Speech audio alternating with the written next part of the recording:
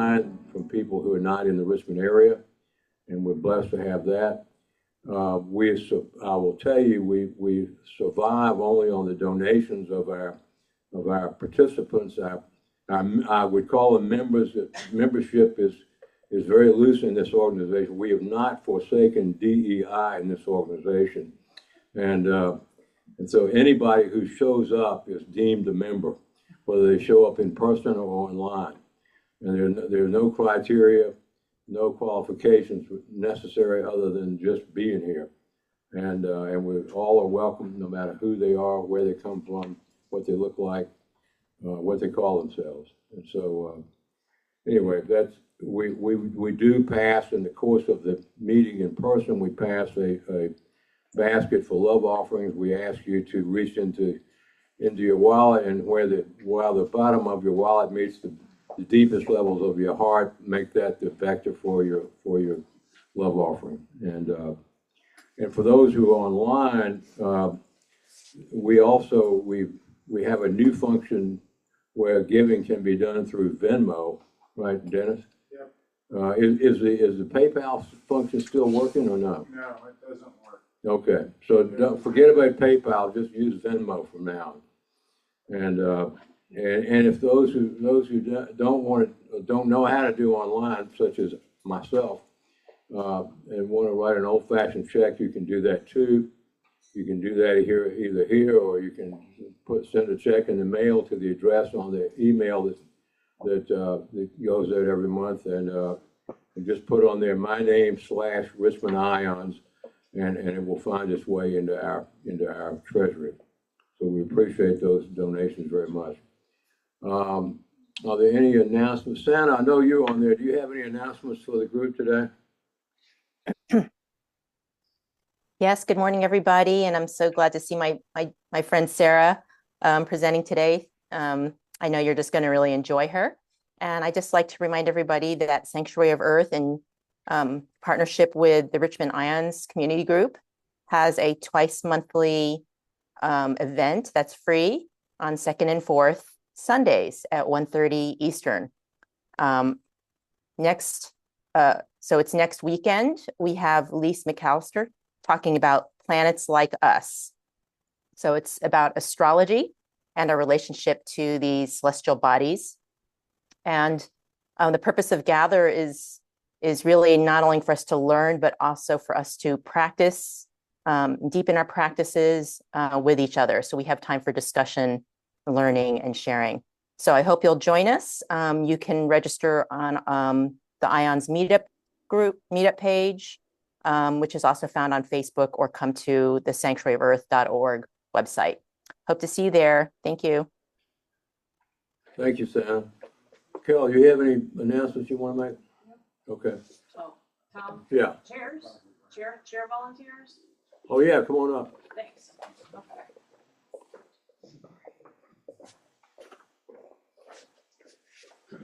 I have a question for the Sanctuary of Earth. Could I do that now, or do you want me to hold that? Hold that. Okay. Good morning. My name is Suzanne. So since we have been at this Unity location for the past maybe I guess this is our 4th-ish month now. We now have to set out chairs. We're very grateful for the space, but we would love if any of you would volunteer to help us out. It doesn't have to be a monthly thing, but I'd like to pass around a sign-up sheet.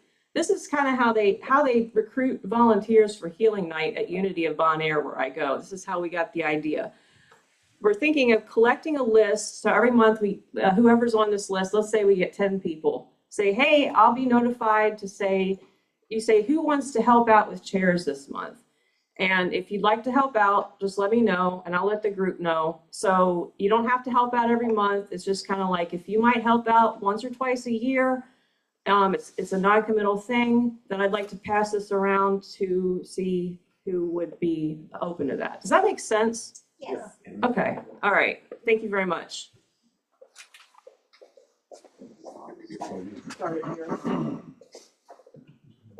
Thank you, Suzanne. And I will tell you that for those who both sign up and help with the chairs, you get goodie points in heaven for doing that. That's true. All right. I don't think we have any other announcements. So let's have a brief opening meditation now. Everybody just sort of relax, put your feet on the ground. That includes you, Lawrence. Lawrence, feet on the floor. We're waiting on Lawrence.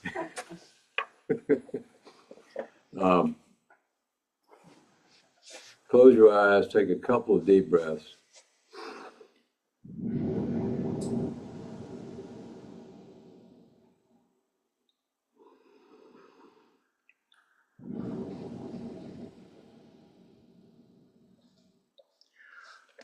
We want to get ourselves grounded here for a few moments with this talk we're going to have on dreams. All of us in our lives, or probably all of us, have had life-changing dreams, life-altering dreams, sometimes dreams that scared the dickens out of us. And we all recognize the power of dreams. One of my favorite lines from a poem is one by E.E. Cummings in the mid-20th century. The poem was called "This Freedom is a Breakfast Food," but the line is, "Deeds cannot dream what dreams can do," and that is a profound statement, in my opinion, which we will be listening to Sarah's talk today about dreams and how they can impact our lives. So let's take a couple more deep breaths. Relax.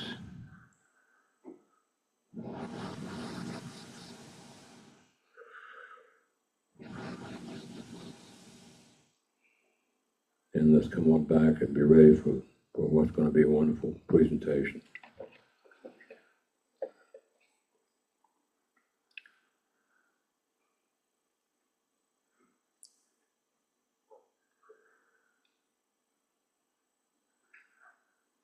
Everybody's enjoying their dream state so much they don't want to come back. All right, folks.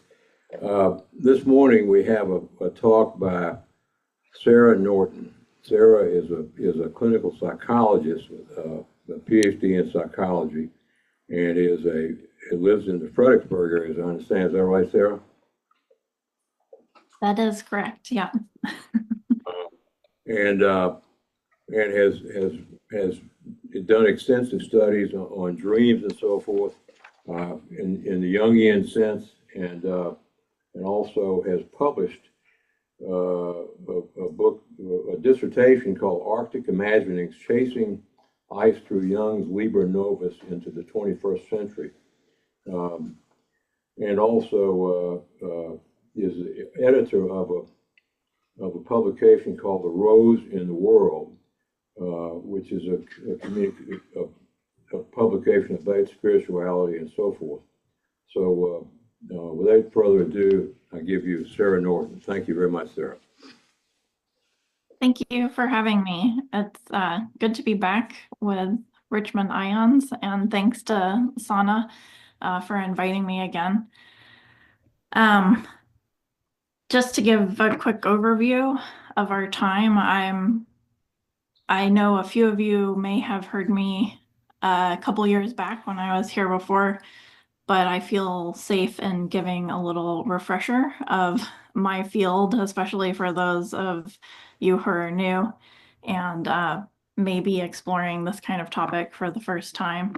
So I'll do a little overview of my field of study, which is depth psychology, with a focus on Jungian psychology and archetypal psychology. And I just want to do that to start, to get us all on the same page with terminology and things like that. And then I'll go a little bit more into my personal story and share with you some passages from my new book, which was just published this year. It's through Routledge. It's called Climate Change: Environments of Uncertainty and Loss. And it's part of their Focus collection on Jung, politics, and culture. So let me share here and we'll get started.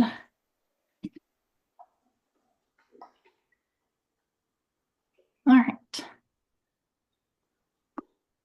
So my field is that of depth psychology, which is often termed the psychology of the unconscious. When we say the unconscious, it's not lack of consciousness that's referred to medically or neurologically. Rather, it's an area of awareness and aliveness outside of our usual conscious understanding. One of the most common ways that the relationship between consciousness and the unconscious is commonly illustrated is the iceberg. As you can see here, the whole of the iceberg represents the psyche. This is a diagram I drew that was published in my dissertation. All that is above the water is consciousness, the conscious aspects of the psyche, those things we're readily aware of and constantly interacting with. All that's below the waterline is the unconscious. Each iceberg is an individual psyche with its personal conscious. This is most often seen as the realm of the ego, the organizing principle and energy. Each psyche also has its own personal unconscious. In this field, we're all floating in a vast ocean of the collective unconscious. This collective unconscious connects us all. It spans and surpasses all time and space, crosses cultural barriers, and is the source of patterns of energy which bring us all together, the instincts and the archetypes. These patterns of energy and behavior within the unconscious function autonomously. They are amoral and are not bound to a specific time or space. Instinctual reactions, Freudian slips, and the like are born of this realm. Archetypal patterns and images spring from here in our dreams, and they're expressed in art, literature, folk and fairy tales, mythology, and other creative work. These archetypal energies can be found over and over throughout an individual's life and in the greater cultural history. The skin they wear, the face they show, changes, but the underlying sense of the thing, the energy it carries, remains the same. Some examples of archetypal figures you may have encountered are the Great Mother, the Divine Child, the Wise Old Man.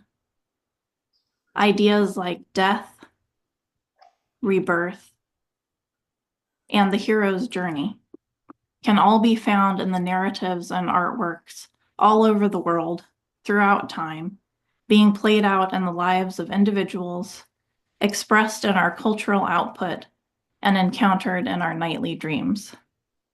I bet there are a few that jumped out at you here, from a dream, a movie, a book, a piece of art.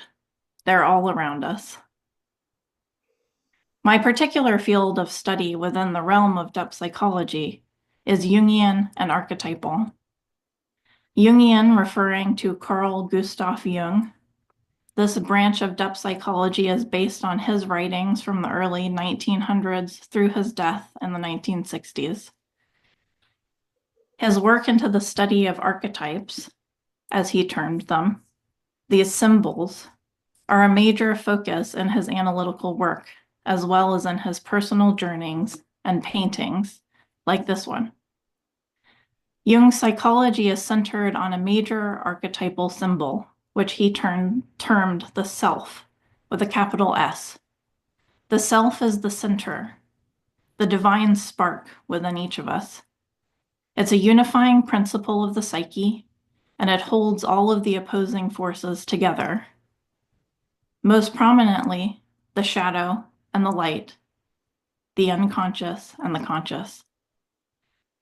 In the early 19-teens, Jung began to experience what he termed his confrontation with the unconscious. Dreams were a driving force in Jung's psychology and his life. And for a number of years during this time of confrontation, Jung journaled his encounters with dream images, mythic figures and visions, and with the archetypes. Many of these dialogues and the images that came from them were experienced through a process of what he called active imagination. As the term denotes, this means that the images have a life of their own, and that the symbolic events develop according to their own logic. That is, of course, if your conscious does not interfere. Through this process, one enters an open state of mind, drifts outside of ego consciousness, and enters an almost waking dream state. Through active imagination, the archetypal images are brought into relationship with the individual. Here they can be conversed with and become co-creators of a dream narrative and creative practice. For Jung, and for many others who practice this technique, the dialogue itself is expressed through some sort of creative process: writing, art, dance, sculpture, painting. It's a way to continue a dream or learn more about a dream or fantasy image. For Jung, these dialogues were collected in what are now called his Black Books, which were published posthumously in 2020. Eventually, Jung condensed and edited the contents of these Black Books, these personal journals of his, into a large red journal called the Liber Novus, his Red Book. In this book, Jung painstakingly transcribed the narratives of his confrontation with the unconscious in beautiful calligraphy and with oil paintings scattered throughout. This was also posthumously published in 2009. This book is a beautiful tribute to the unconscious and its contents, to the living dream images which became Jung's companion throughout. When I began to read it, I found many archetypal themes from my own life reflected in its pages, and you may see elements of your life's journey and our collective journey reflected therein. This is what makes these symbols, these images, archetypal, universal, and so potent, especially in times of uncertainty. So that's the Jungian side of things. Archetypal psychology dips even farther back into time, but at the same time, farther ahead of Jung's work. This realm reaches towards a way of understanding where all aspects of the earth are considered alive and have souls of their own with which we can develop a relationship. This is a form of psychological living, which James Hillman, the father of archetypal psychology, speaks of often as living with soul and mind. Through the lens of archetypal psychology, soul is always present. We live in an ensouled world, a world of soul, a world with a soul. In Hillman's work, we see a trend back to the days of polytheism and an animistic sensibility towards the world. Animism from the Latin meaning animus, soul, or life. By using this psychological sensibility, using this soul view to see the world, we hope to connect more deeply to the world itself. In my own life, I've found that the earth has a soul, which has connected to my work on a deep level, and for me personally. The symbol, the image that I connected with most deeply throughout my work, is that of ice. Those of you who were here last time to hear me probably remember ice. Yes, I mean ice, glaciers, icebergs, ice caps, ice flows. Ice to me is a living being, one with a soul of its own. The sciences show us that ice has a life cycle. Through this cycle, or though the cycle may be much longer than we can imagine, it does at some point experience a birth and a death. It lives in the world. that life cycle is becoming shorter and shorter.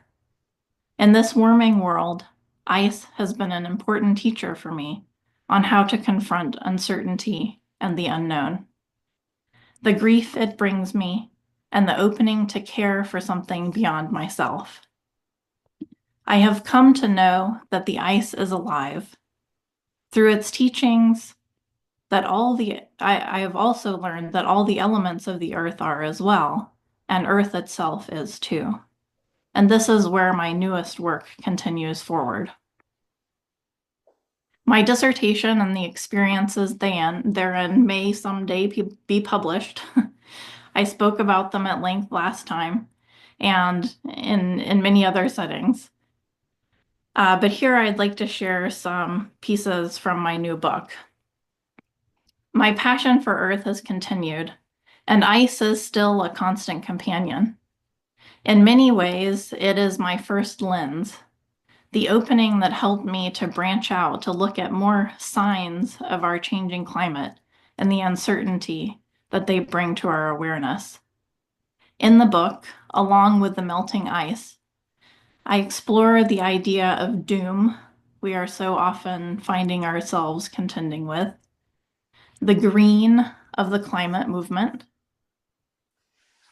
pollution, rising tides, forest fires, bleaching coral, and cultural, political, and economic implications of all of these. In a more Jungian view, I was attempting to move these signs of climate into the realm of the Jungian symbol, to show their deepest archetypal connections and how they are in turn connected to each of us. This is necessarily a realm of uncertainty. The beauty of the archetype, the Jungian symbol, these images can never be fully known.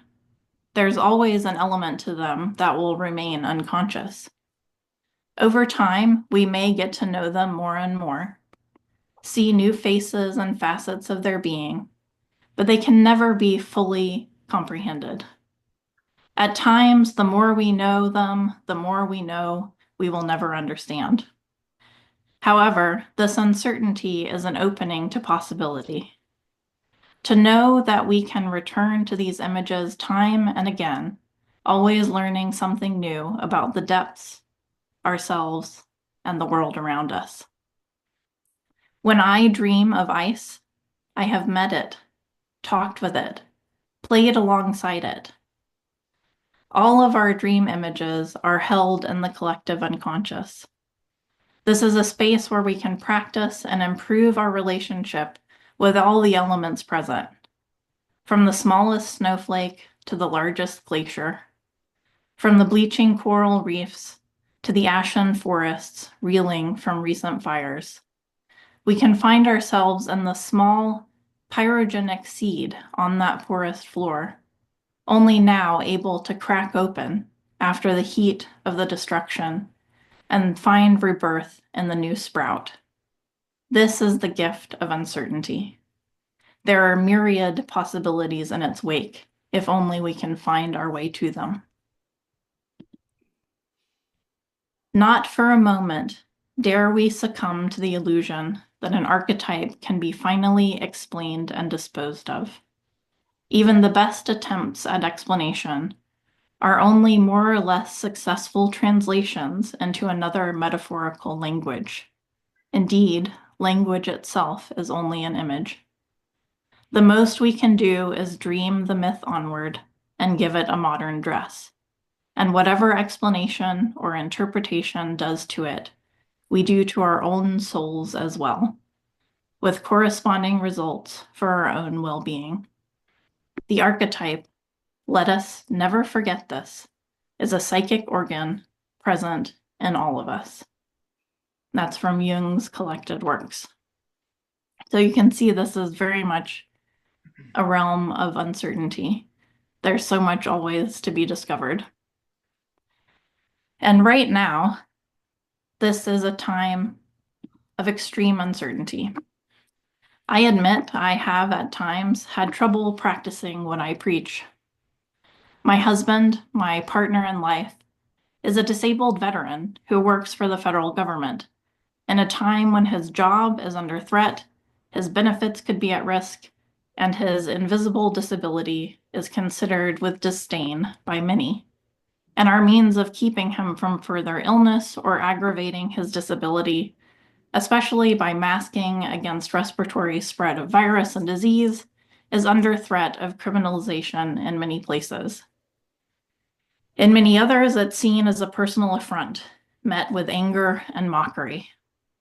We do not know what life holds when we wake up every day, and yet we are still in a far less precarious position than many. Even so, the uncertainty is a monster. In these past few months especially, I've woken with very few recollections of dreams. Most have been compensatory or anxiety-based, either finding myself under threat in public because I forgot to wear my mask and cannot go home without risking the health and well-being of my partner, or I have a trip down memory lane before his disability progressed to this point, pre-2018, and before the world cared so much and then ceased to care at all during this pandemic.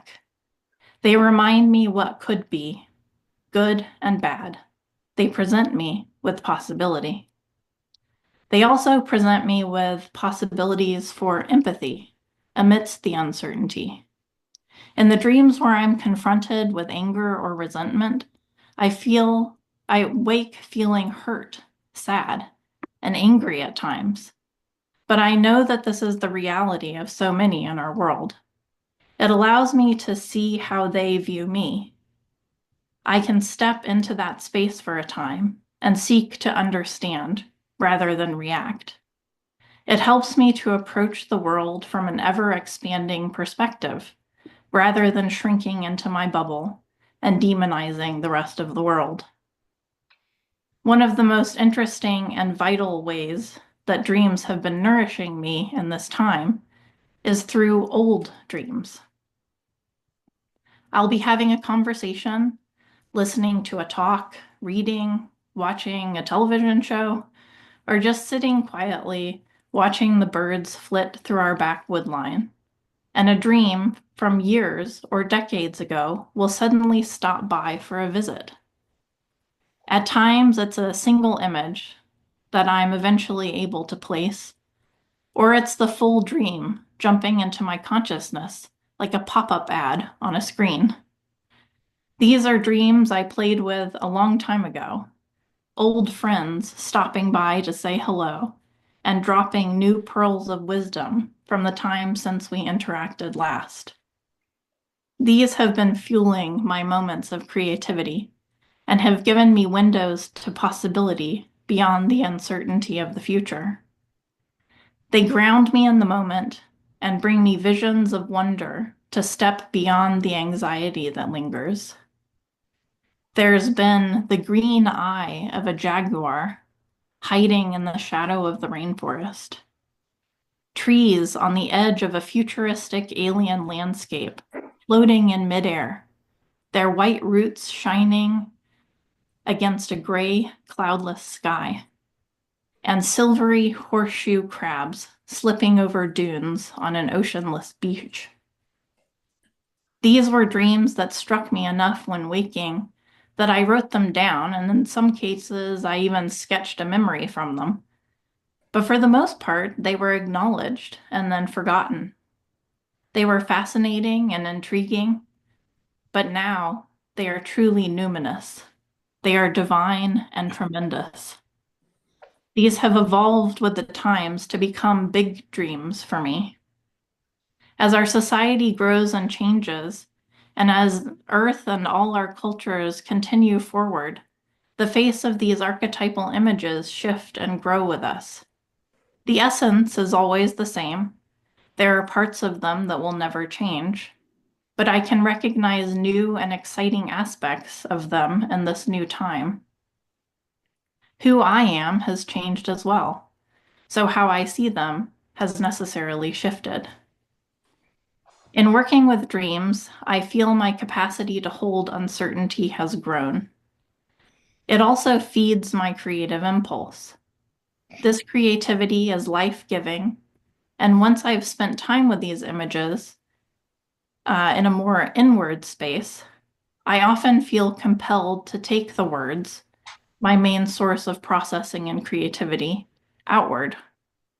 Many of my inward wanderings and wonderings made their way into my book. They have also fueled letters and calls to Congress members. The main point is to dive into these images with an eye to the both and.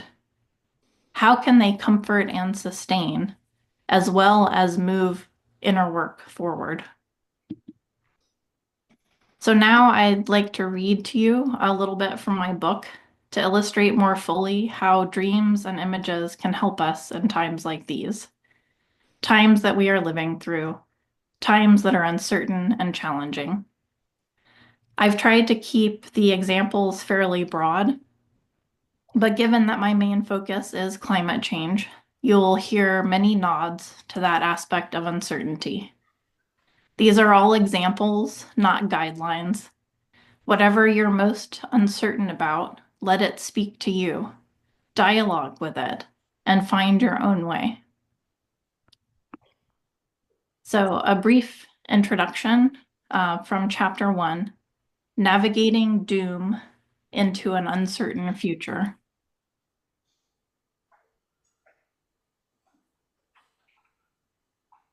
I had a dream quite a number of years ago where I was in a wood-paneled room, quite dark. It had the feeling of an underground storehouse or something like a deckhand's quarters on an old pirate ship. As my eyes grew accustomed to the darkness, I noticed a table and a figure there. There was a young woman leaning on the table wearing a loosely draped garment that allowed her back to be fully exposed. Tattooed on her back was a map. The map seemed accurate, familiar, but it was also fantastic.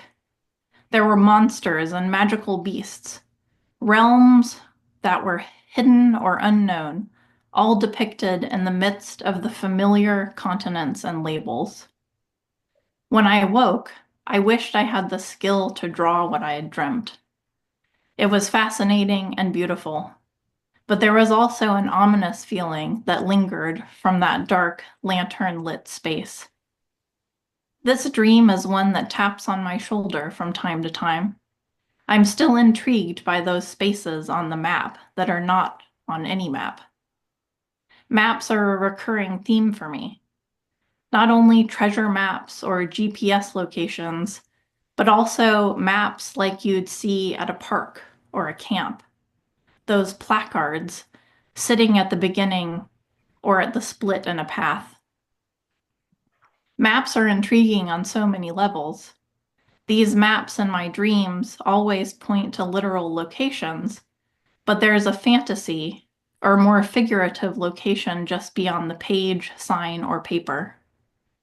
This, again, is not so far outside of the experience of maps in waking life. Even with the advancements in satellite technology and scientific scans, there are places that are still unknown to us as a human species. Furthermore, there are things that one will encounter in any location that can never be shown navigationally. There will always be elements that come up out of the blue. This term seems fitting, as it originally referred to the appearance of thunder or lightning out of a clear blue sky, an unexpected weather event.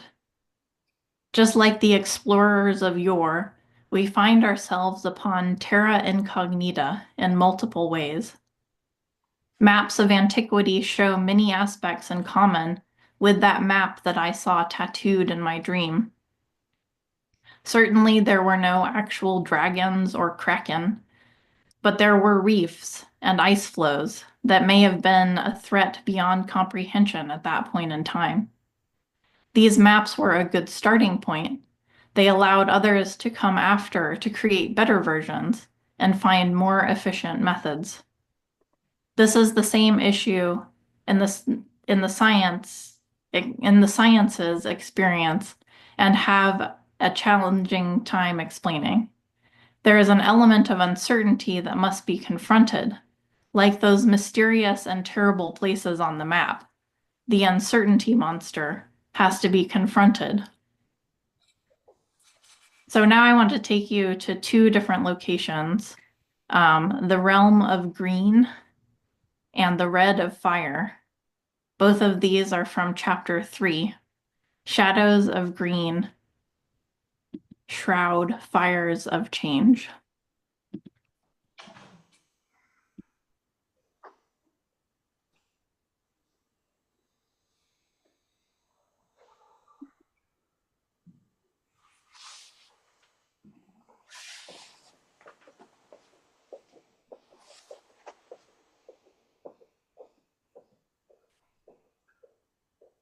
So, Shadows of Green. In my imagination, the wandering and tangling fog of the climate question is held in shades of green. From the blue-green oceans to forest hues, whenever I hear someone casually mention something climate-related, green is not far behind. Politically, there is the divisive Green New Deal, Green Party, or a green movement. There's also the issue of greenwashing, where companies appear more invested in initiatives to support climate mitigation than they actually are.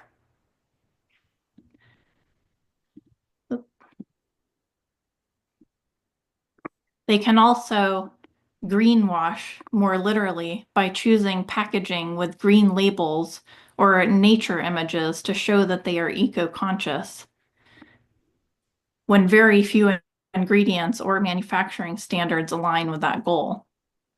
Now we find that the green arrows on the recycling bins are a greenwashing all their own. Very few plastics can be recycled, and even those that may be reused in some way are instead being shipped overseas to become someone else's trash. This fraud was uncovered and reported by the Center of Climate Integrity in February of 2024.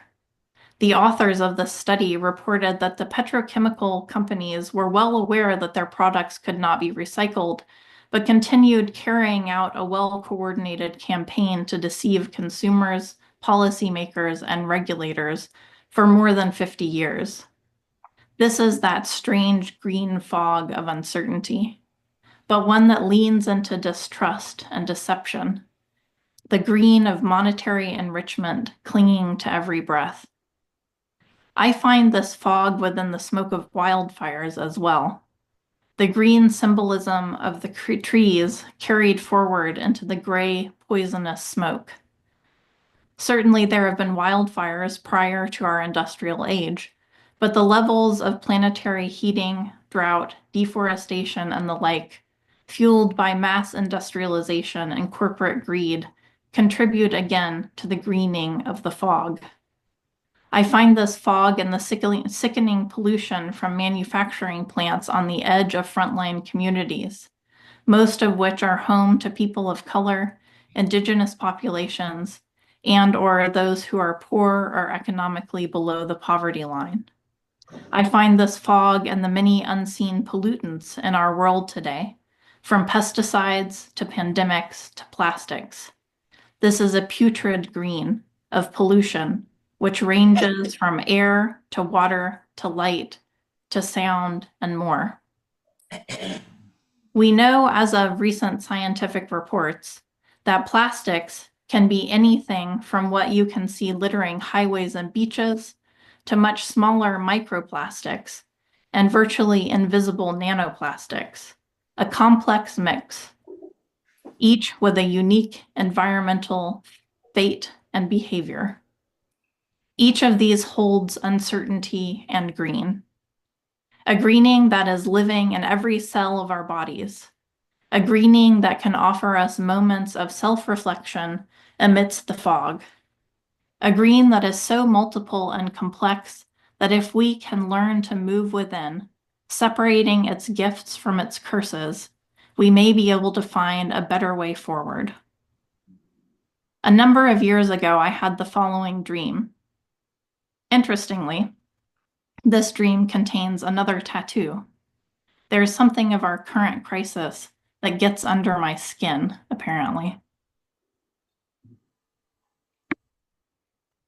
I just got a tattoo of the word green, but it was written in a strange font or language that is mostly recognizable, but there is a lot of flourish and extra symbols within each letter.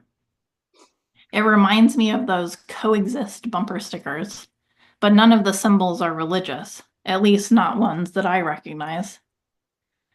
It's on my right forearm, just near the bend of my elbow, where one would have blood taken. I'm showing it to someone when I realize that there is a large piece of concrete nearby that is broken off of the building.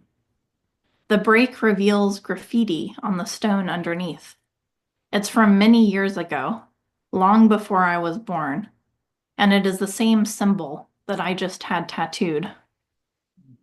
When I woke from this dream, I typed it in my phone, as I try to do when my mornings allow, and then I went about my day. But this idea of green wouldn't leave me. I was part of an online writing group at the time, and I brought it with me to that week as a writing prompt. However, the night of, this image is what I ended up with in my notebook.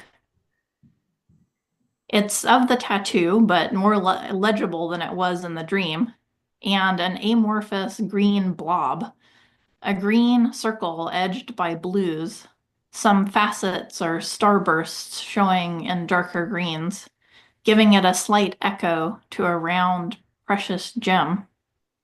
This green was content to remain elusive, clinging to the image, but still mysterious and unformed. It would be years before I started to scratch the surface. One of the most gifted dream workers I've ever had the fortune of getting to know, the late Jeremy Taylor, had a term for these dream images, the ones that you just can't quite put into words or bring into conversation. He would say that these are not yet speech ripe, held still in the grasp of the unconscious. Thus was the case for green with me. So I went about my day, my week, my month, and now several years where this green has come to mind but never found an outlet. It was stubbornly underripe. Honestly, what did I expect from green? In nature, bananas, tomatoes, and many other fruits and vegetables show that they're not quite ready for picking or eating when they are still green. In much the same way, this image of green needed to develop into its fullness. From time to time, I would think about this green. I looked it up in the dictionary of symbols, and I found a 5+ page entry, quite voluminous. I would read a piece every now and then. Each time something new would strike me, but it always felt like there was something deeper. There was an ambiguity of green that I just couldn't put a finger on. I would often reflect on that dictionary entry. There they noted that fresh green of the buds of spring and the green of slime and putrefaction. There is a death green and a life green. They connected it to many deities or holy beings across various cultures. Al-Qadir, the Green Man, Osiris, the Green Lion, Vishnu, and many others who are themselves green, symbolized by or connected to the color. For me, amplifying the idea of green brought with it any number of associations. Some of them I've already introduced.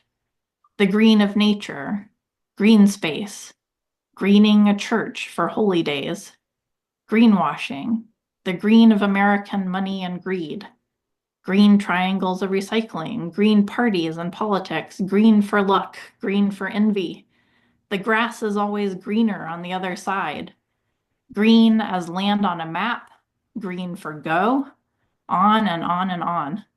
Green is multifaceted, like an intricately cut emerald, containing as many shades as the green iris of a cat's eye. Green is all of this and more. It had been quite a while since I dove back into the waters of this dream. But one morning, I was looking out the kitchen window at the beautiful patch of wild nature we have growing freely as our backyard in our overly manicured neighborhood. Not surprisingly, it's always full of a variety of birds, a small family of bunnies, a mama deer and her two fawns, and occasionally a visiting mouse, fox, or possum. At that time, the plants were returning from their winter sleep. All the green trees and bushes and weeds were popping in vibrant shades. I began to think, what is it about green? And suddenly, this old friend of a dream floated by. I'm still not sure if it's ripe enough. However, since it's opened itself up to further conversation, it feels as if something is shifting in our relationship. Green, for me, seems speech ripe, finally. Green branded me with its mark, so it's never been far, even when it's gone silent. If I roll up my dream sleeve and offer it lifeblood, perhaps we will be able to find fertile ground to grow together. So I went to my dream journal to find the original entry. I figured the best place to start is the first account. And wouldn't you know, I woke with my green dream on April 1st, 2017. Green has an affinity for April Fool's Day. It seems they are quite the trickster. I have to say that I was not surprised to encounter this quality of green. As soon as the realization of this date flitted through my mind, galloping boisterously alongside was the Green Knight, the Knight of the Green Chapel from the Arthurian tales.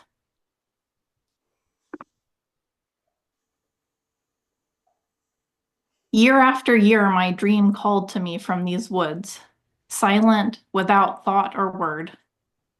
Now is the time to face the deep green woods, face the axe and the trickster who wields it. This tale and my dream spoke to me so much about our current times. I've often wondered about green in our modern world. In ecology, green is not only a sign of new growth, it can also represent decay. Green is at once birth and death. Green is the trickster at every turn. So in contrast to green is the next realm I want to take you to. And this is the fires of change. In the dictionary of symbols, green is inextricably linked to red. In many descriptions there, red and green are two sides of the same being, or they hold the energy of one within or in contrast to the other. Many of these connections suggest that one cannot have green without red. When I think of green, it calls to mind nature, trees, plants, the flora of the earth. But green is also the color of water, as red is the color of fire. Those blue-green waters, cooling and calming, pull in their fiery opposite, an element that demands sacrifice. Fire is placed in the elemental quaternity with water, earth, and air. But of all of these, fire is the odd one out. It synthesizes its surroundings and takes its character from its context. It is a shapeshifter. In the natural world and in some indigenous myths, there is also an innate red within green. In the Nez Perce community, the indigenous area of the Pacific Northwest region of the United States, The pine trees had the secret of fire and guarded it jealously from the rest of the world. In the tale titled How Beaver Stole Fire from the Pines, it goes on to recall how a beaver, secreting a coal in its breast, outran all the pines and a cedar, leaving them on the banks of rivers and on hills. Eventually, he began giving fire to other trees, willow, birch, and so on, to certain other kinds of wood. Since then, all those who have wanted fire have gotten it from these particular woods because they have fire within them. This is the red within the green, released by friction when two pieces of said wood are rubbed together. Though fire is a part of nature and the natural process, it comes in both a creative and a destructive form. Once Homo sapiens began to control fire, we had a tendency to lean into its worst qualities and the power it granted to slip outside the bounds of natural constraints. In an essay that dives deeply into this realm, Professor Stephen J. Pine reminds us that fire takes apart what photosynthesis puts together. Red and green pitted against one another, and yet reliant on their opposite. As mentioned before, fire synthesizes its surroundings. It is deeply relational. It relies on a fuel source, oxygen, and optimal conditions to grow and spread. Once that fuel source was largely wood-based. As industrialization increased, we had to reach into the deep past and exhume lithic landscapes. We removed open flame, simplified it into chemical combustion, and stuffed it into chambers, Pine reminds us. The more we grew our relationship with fire, the more we were able to step away from the rest of the natural world. We found that we could keep warm in the winter, we could dry things in a storm, we could read well into the night. All the usual constraints placed on other beings by natural cycles, weather conditions, and even time no longer held us back. With further confining and combustion, we found that we could travel long distances, even into outer space. Even gravity was no match for the force of these flames. We remade our place on the planet in its image, burning down anything that did not suit us with an almost insatiable hunger, like a wildfire with unlimited fuel. Pine stated that the term Anthropocene, the new epoch which we find ourselves in, might equally be called the Pyrocene. We are reshaping the world in its image, melting the ice sheets, warming the oceans, leaving burned and dried landscapes in our wake. Fire has given us its power. It has also given us firepower and firearms, and the lethality of the gun, missiles, bombs, and other weapons of war and hate. This fire is not held in the heart and passed on to others with a sense of care and justice, as Beaver illustrated in the tale. This fire is held at arm's length, a removed, remote, empowering extension of our dominant humanity. With this fire, we hold life and death in our hands, or in the touch of a button, or a flick of a switch. With modern weapons of war, a drone operator can kill hundreds without ever leaving the confines of their room. This fire removes us even further from the patterns and connections of life and nature. This fire is the red of death. However, there is also a natural regenerative quality of fire, one that I think we can all benefit from today. There are certain plants which are classified as pyrophytes and pyrophiles. The former are plants which are extremely well adapted to fire. They have thick bark or moist tissues that insulate them, and they have sprouts that quickly grow from any scarred surface, or they've adapted to branch high up so that precious seeds and growth remain out of reach. The latter, pyrophiles, need fire. They even produce sap that encourages it. There are some types of plants in this category whose seeds will not sprout without fire. The seed, such as the lodgepole pine, are completely sealed with resin, so they can only open to release their seeds after the heat of a fire has physically melted it. The holders of fire, pine, reliant on that same force to grow anew. This indigenous space of fire resistance and resilience can light a path ahead. Instead of being burned by the all-consuming fire of power and greed, we can grow out of its destruction with our own flames alight. From this place of renewal, we must learn to put out the fires that threaten our very existence. These existential fires require a different kind of firefight, not one of guns and bombs, one that does not ignore collateral damage.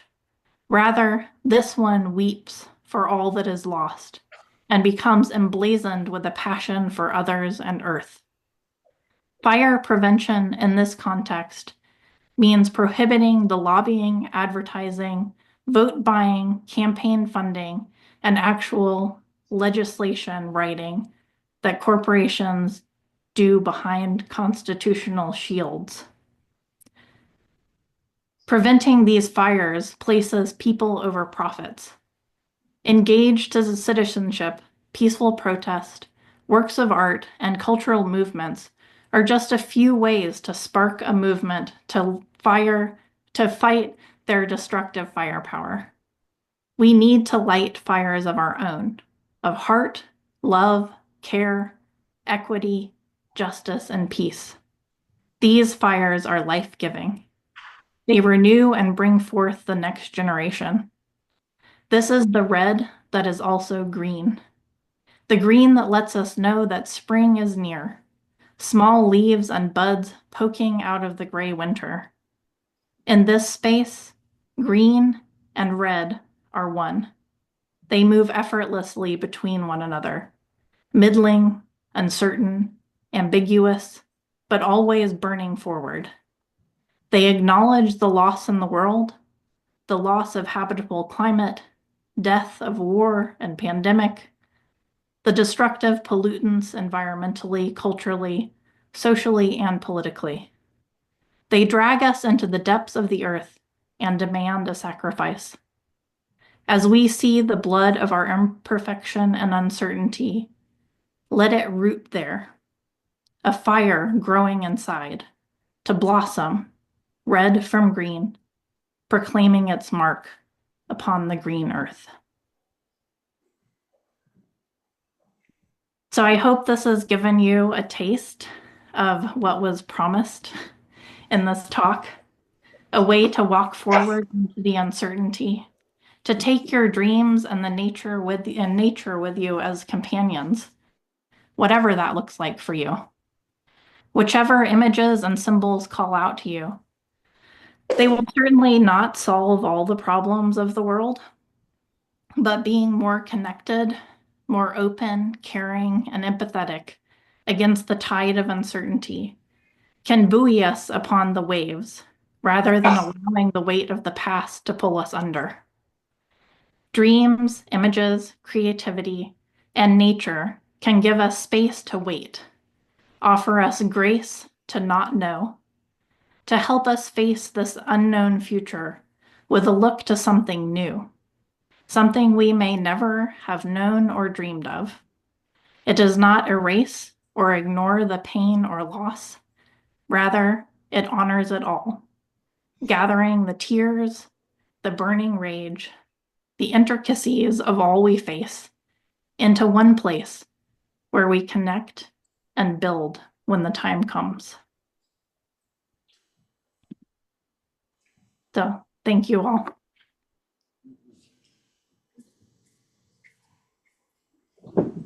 you, Sarah. Anybody who has any questions online, please raise your hand. Anybody in this room, please come over to this microphone.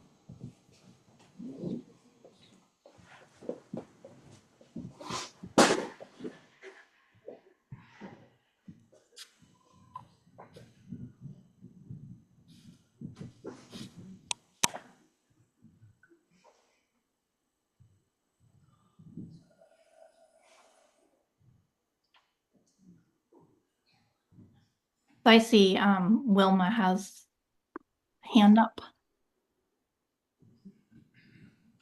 Let me be also visible then.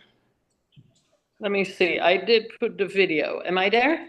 Yes. Yes, you are there.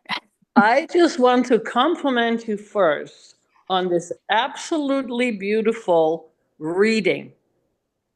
Thank you. It was gorgeous. Thank you. When I just want to tell you one experience that I had when you were in the room that you did in the dream, like where you had the woods and like it could be the pirate ship. Mhm. I was there. Oh, That's how much you can influence somebody with your words. thank you. And you had to add the elements. That was very interesting. I was in the room and you added the lady and you added the back with the tattoo on it or whatever it was. I just wanted to tell you that experience because that is how much your words affected me. Thank you. I also would like you to offer that I have to make a connection with you. So please ask Tom for my phone number and please give me a call because I can help you. I do not want to get into this, but I had 3 dreams when I asked before I went to sleep, what do I do? And the 3 dreams cured me in 48 hours from shingles. Wow. Which to me was such an aha moment. I just want to leave it at that. If there's other people, I would like to help with that, but that's not about this talk. So I want to get about this talk because I had a couple of questions. My brain is just going a mile a minute. Let me see. Why doesn't somebody else ask questions first and I get, oh, did you realize that you're doing the talk on St. Patrick's Day weekends? Oh, well, I know St. Patrick's Day is coming up, but I hadn't thought of it. No. It is so green. Your talk is so green and so growing. Yeah. Yeah. Anyways, I'll get my question together and they can open me up again. Okay, thank you. It was absolutely wonderful, even just to listen. Oh, thank you. Thank you for your presentation. There may come a time when we need to move from dreaming to acting. Do you see yourself becoming an activist during these troubled times? Thank you. I have long time been an activist, and as far as I go to a lot of protests, and I am pretty politically involved with speaking out to politicians and writing and calling and all that kind of thing. Unfortunately, the current state of things and my husband's situation keep me from going out to be at protests and things like that. But I do like to use my writing, and I hope to write to share more widely on some of these subjects in sort of an activist sort of way. And I feel that doing even talks like this can be a form of activism in itself. But a lot of what brings me such purpose in writing and connecting with the dreams is really to not only keep them to use for my own work and inner growth, but also to move them out into the world because I feel that's a very important space for them to transition to. And I hope that that's the same for all of you. If you find something that you deeply connect to, hold it for yourself, but also take it out into the world. Thank you for the question. Hi, Sarah. I have a question that's more philosophical. I did not hear you discuss, out of the elements, wind and ice.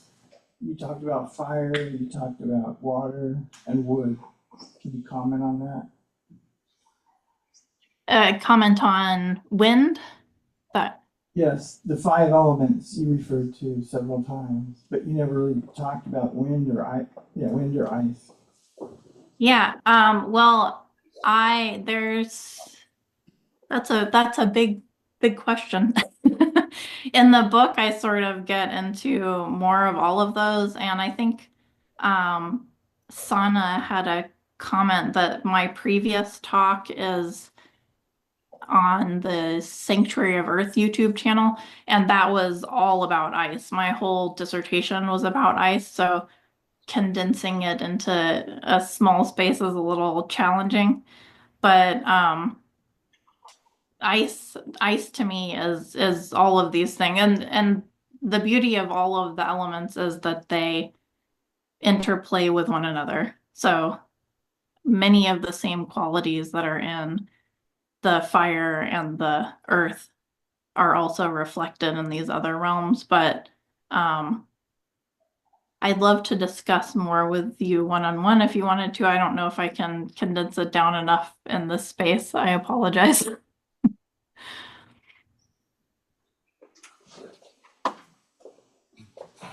Hi. I often dream of a continuation of day to day.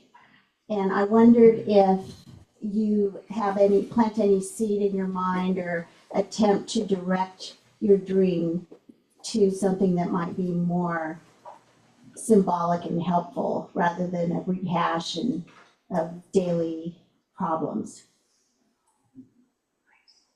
I personally do not often do that, but there are really good techniques out there for what they call incubating dreams, which is basically when you're heading to bed to just sort of set an intention for the dream. Set an intention for what your sleep will be like, set the stage to get good sleep. And also, there are a number of different ways that people sort of plan to kind of wake themselves during certain cycles of sleep. So if you drink a big glass of water before you go to bed, and you'll have to wake up to get up to go to the restroom, and it will often wake you in that time where you can really remember a dream well. And if you've had a certain type of dream and you want to either direct it or dialogue with it more, you can take a little time to do it then.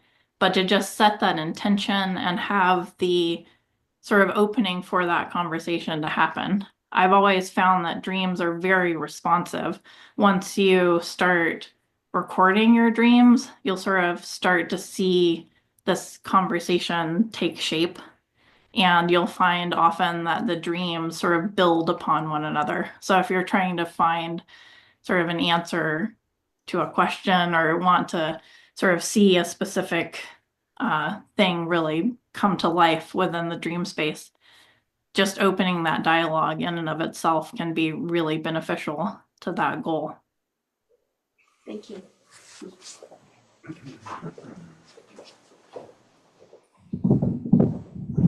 Well, Mary, you got your hand up again? I do. I figured out my question. Okay.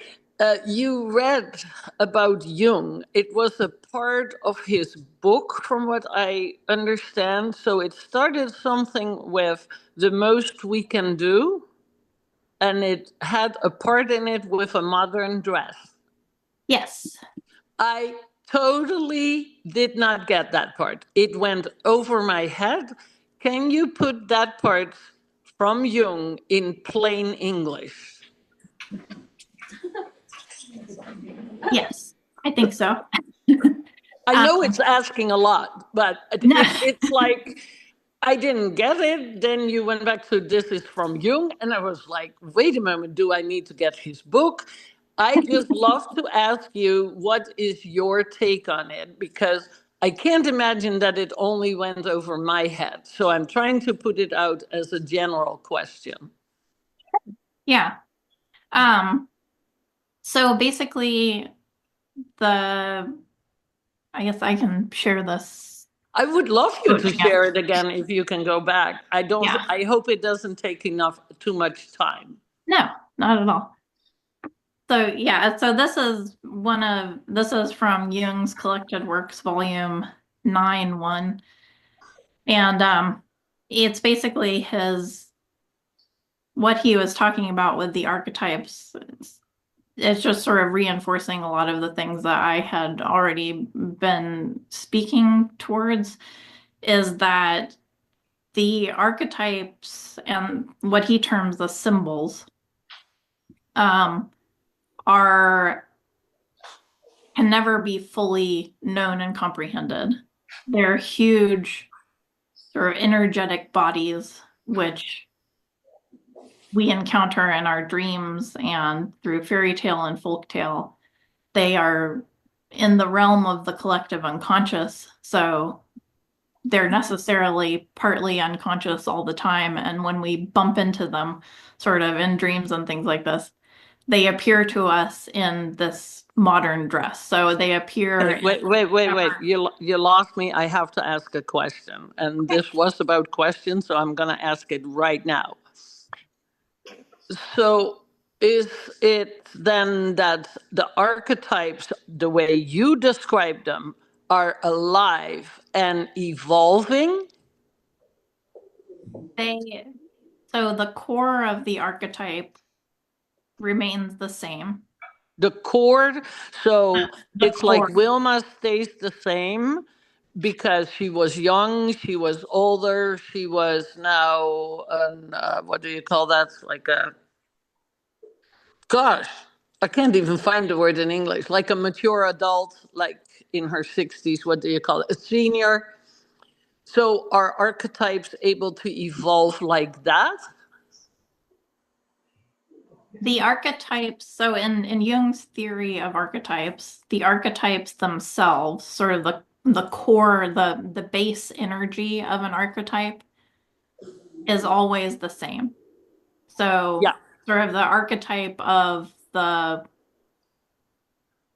wise old man is, the sort of what we feel when we encounter the wise old man, and all the stories across all the ages sort of has a base understanding of what that is. And that core feeling, that core energy is always the same.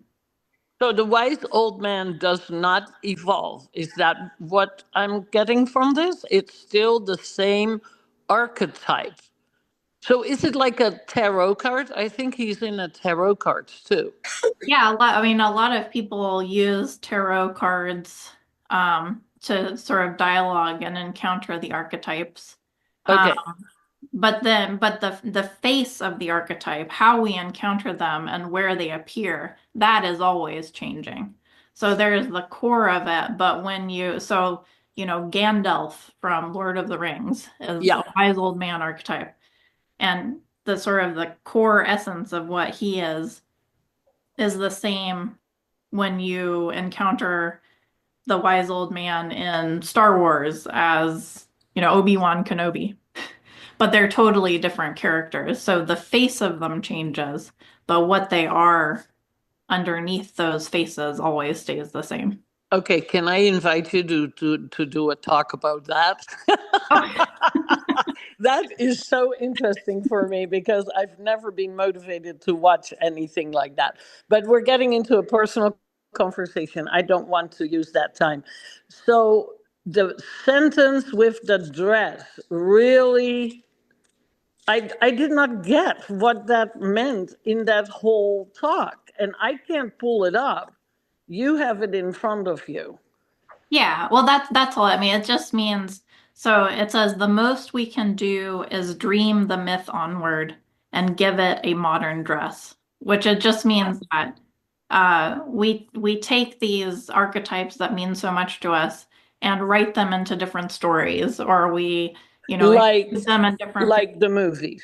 like the movies, like in Now I totally get it. It was so over my head that I literally wrote it down like that with 5 question marks.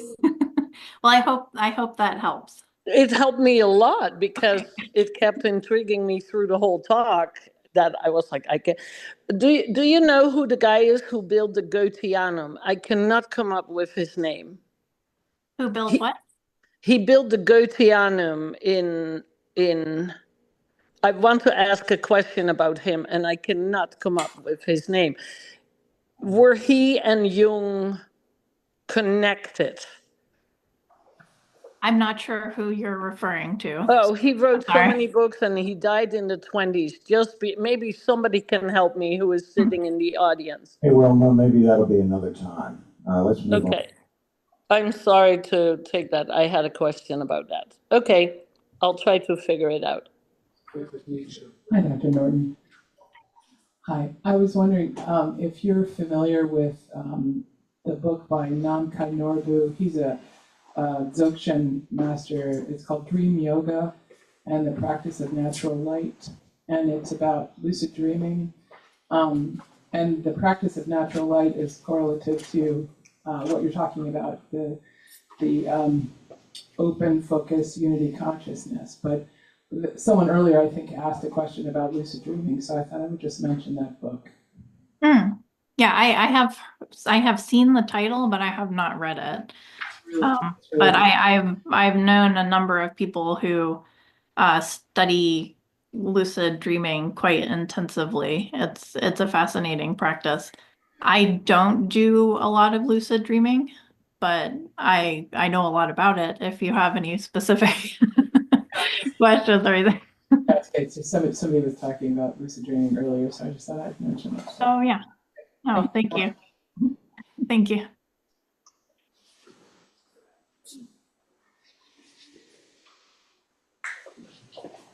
Tom?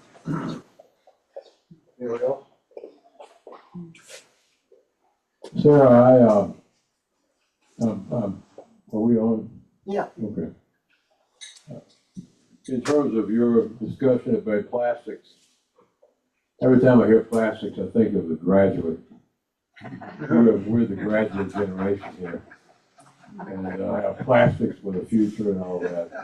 And now plastics are perhaps the most problematic element we have in terms of the human experiment on Earth. I read something just recently that microplastics and nanoplastics are our bodies are literally, our bloodstream, all of our cells are littered with these materials, and that the reason is that they're in all of our food sources. Even you go to the most avant-garde organic farm, and because they're in the air and they're in the soil, that every vegetable we eat is full of plastics, and as a result we are too. At the risk of perhaps even humans becoming what we would think of objectively as examples of AI rather than organic beings. And so I appreciate your emphasis on this. I do have a question. How do you connect the issues of climate and so forth? And to me, from a personal standpoint, I don't find the climate change per se so problematic as I do the environmental issues that we're confronting. But not that they're not, of course they are related, but there are climate changes. There have been many periods in the history of the planet where we have gone through warming trends that are much more severe than the one we're confronting right now. And there will be others to follow. But how do you connect the climate issue per se and the environmental issue per se with depth psychology in terms of dreams and so forth. That can you make a statement about that? Nightmares. I want to hear some positive dreams. Well, so for me, you know, in my experience, Mhm. the process of environmental destruction and all of these things, I connected to on such an incredibly deep level, that it would not let me go. It was really an experience that was so deep in my unconscious that it would pop up all the time. And when I was here the last time, I shared a really personal story that I'll just recap briefly. But my mother experienced a severe brain aneurysm and ended up in a coma for 7 weeks. Wow. And she eventually recovered, but shortly before that happened, I had an experience of ice. I had seen images of the Antarctic ice melting and just felt it so deep within my soul. Don't know, there's no other way to explain it, and I just started weeping uncontrollably, just would not let me go. And I sat with that image and started working and writing with it for about a year before my mother had her experience and had her medical emergency. And during that time of her being in the coma, I realized that the ice and the issues with climate that I had been so deeply involved with had really prepared me for that experience with her. It was the same feeling of sitting with a loved one by what could have been her deathbed. I had been sitting at the deathbed of Earth Right. for months on end. And though it didn't make the experience easier with my mother, and it certainly doesn't make the experience easier to sit with, you know, the pollution and the degradation and everything else that we're seeing, it helped me to know that I am intricately connected to all of it. And that even when I was unaware consciously, I was still just fully interwoven in everything else that was going on these unconscious levels. So for me, that spoke to the fact that there is no difference between the two, you know, my personal experience and what was going on Mhm. with Earth. So on that level, I don't think that I could parse them out in some ways. So I don't know if that answers. Well, that's yeah. And by the way, thank you for your husband's service. I'm a veteran myself, so I'm very appreciative of that. Thank you. Anyone else? Do we have anybody else comments, questions? Anybody online? I have a question. I do not know how to raise the hand. Go ahead. Yes. Okay. Why you on? Some researchers of the UFO, the phenomenon associated with archetypes like Jacques Vallée and so on. They say that this is something that is happening to us, that it happened before, and it just has a new theme that is presented in a way that it's more technologically and so on. if you know something or if you have an opinion on this, or what do you think? Is there a connection? Could it be, or?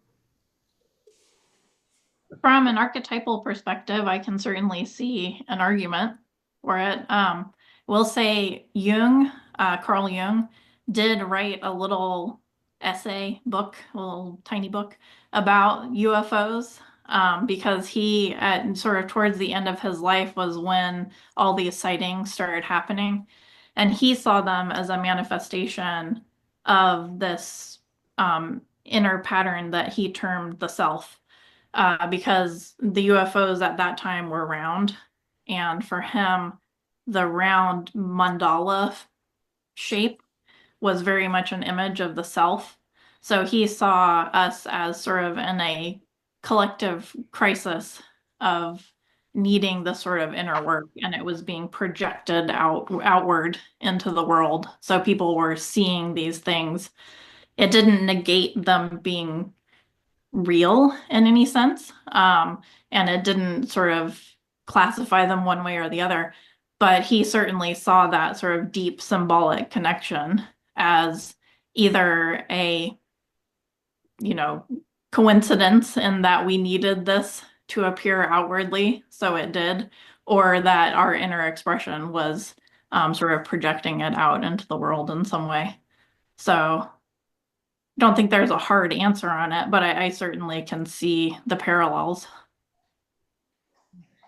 And if you don't mind going with a piggyback question on that, how do you think that the unconscious and the archetypes are involved when people have a psychedelic experience, like, for example, magic mushrooms or DMT or ayahuasca? Is there something that we connect, or is there something that we let out when the ego dissolves, something happen? Or, I mean, is it all internal, or is it also that we go somewhere? What can you tell us about that? I would say it's a both and, in that just like in dreams, when our, the beauty of sort of drifting into the dream space is that the ego is really set to the side, so the unconscious can take the fore.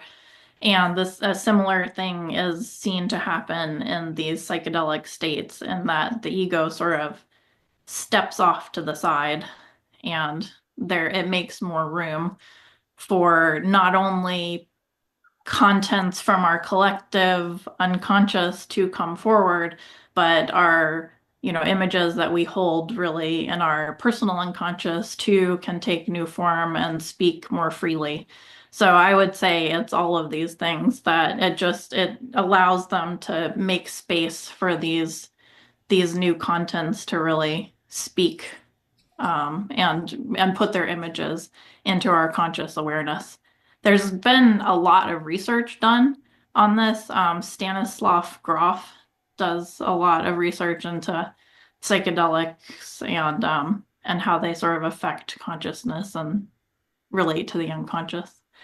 Not so much my field of study, but I've read a little here and there.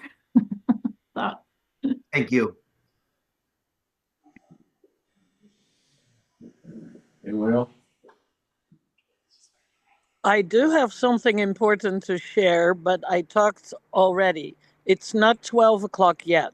Well, go ahead. Thank you very much for giving me the floor again. Okay, I will share an experience that hopefully helps everybody. I was in Australia on a railroad station at 8 o'clock in the morning. And I was by myself, and it was getting close to Christmas time. So do you get the picture? It was bloody hot. It was the hottest summer of the century. And I was getting cooked in Australia. It was 8 o'clock in the morning. A guy walks up to me and says loud and clear, "Where are you from?" And I say, "I am Dutch, but I live in America." He almost spitted at me when he yelled, "So what do you think of him?" I totally got what he meant because this was the first political reign, and now he is back. So I hear myself say, because I asked apparently my higher consciousness what to say, I hear myself say, "Oh, I bless him." And I hit my own mouth. So the guy spits it back at me and says, "You bless him?" And I folded my arms and did a step back, and the whole railroad station got quiet. And I said, "Well, coming to think of it," and I thought, "Yes, Wilma, you should have thought first before you said that." And I said, "Would you want this job?" "No," he yelled. I said, "Well, would you be able to sleep if you had this job?" "Hell no." I said, "Well, the shit needs to hit the fan and he is willing to do it." So the man walks away, and it happened literally with these sentences because I don't want to like change anything of this story. And the man looks back at me and said, "That is what I'm going to do from now on when I don't understand it. I'll bless it." And the voice in my head said, "Change the world one person at a time." Beautiful. Thank you. I hope that helps more than one person today. Just because we don't understand it doesn't mean that we are on the right path. Because today, what came to me was that all those microplastics are, like Tom said, cells in our bodies, cells in the earth, and they will change probably I'm just mentioning this, our DNA, and it'll help us go up. And my hair is standing up. So there is some truth to it, even though I don't understand it either. Mhm. Yeah. I hope this helps more than one person today. Just bless it and go with it. You're on for the ride because you're still alive. Mhm. Yes, indeed. Thank Okay. Thank you for giving me the floor, Tom. And please connect me with Sarah after this meeting. Thank you. Hi. Hi, Sarah. I wanted you to comment. It seems like what you're leading to is similar to what's described in Tragedy of the Commons. That's a specific archetype. Your whole theme of everything degrading, falling apart, basically. Can you, when you talk about the archetypes, can you be like more specific? Are you coming up with a new archetype, a green Tragedy of the Commons? I think what I've tried to do throughout the book and in my work is to show that these images that we so often don't really think much of actually do hold that archetypal energy. So in a sense, I guess it's coming up with new archetypes, but really I'm just sort of leaning back and trying to remember the archetypal nature of all of these different things. There's an interesting connection, though, with the idea of the commons, and that one of the chapters that I didn't read from is all about the coral reefs and the sort of idea of the coral that is currently bleaching. There was a really fascinating article that I came across when I was doing my research that sort of linked the idea of coral to the building of the commons, in that the corals are all, they start as little teeny tiny singular polyps, and they all come together to form these hard, mineral structures that they sort of grow on top of and around, and they're mineral, animal, and vegetable all together to make the coral. And then, of course, each coral builds and you get the giant reef. So this idea of even the smallest piece being able to then become such a large shared community was such a beautiful, to me, is there an archetype of then sort of holding that idea of the commons and that common space that we all share.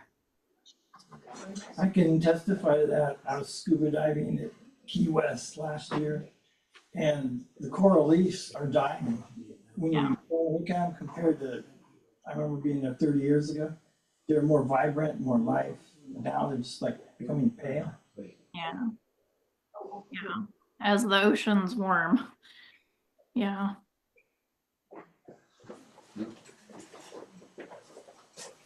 Sarah, thank you very, very much. This has been a wonderful presentation. And Thank you. I'd like to ask everybody on the on Zoom to let's unmute and give Sarah a nice round of applause. Thank you.